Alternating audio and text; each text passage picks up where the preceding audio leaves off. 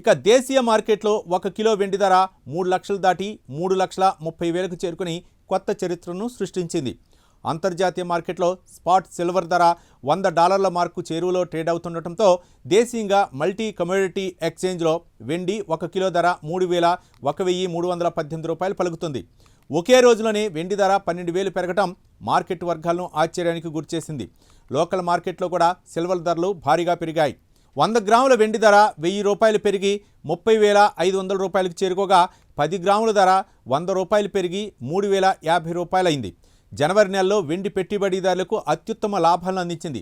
కేవలం 19 రోజుల్లోనే వెండి ధరలు 28% కంటే ఎక్కువ పెరిగి బంగారాన్ని కూడా మించిపోయింది. అయితే గత 4-5 రోజుల్లోనే కిలో వెండి ధర ఏకంగా $24,000 వరకు పెరగటం గమనార్హం. ఇందులో ఒక్క రోజులోనే $12,000 పెరుగుదల నమోదైంది. దీంతో హైదరాబాద్లో కిలో వెండి ధర $3,30,000కు చేరింది. ఇంతవరకు వెండిని తక్కువ ధరకే కొనుగోలు చేసే అవకాశం ఉండగా ఇప్పుడు అది కూడా అందని స్థాయికి చేరింది. రోజురోజుకి పెరుగుతున్న డిమాండ్తో పాటు సోలార్ ప్యానెల్స్, ఎలక్ట్రికల్ వాహనాలు, 5G టెక్నాలజీ, ఎలక్ట్రానిక్స్ రంగాల్లో వెండి వినియోగం భారీగా పెరగటం దీనికి ప్రధాన కారణంగా నిపుణులు చెబుతున్నారు.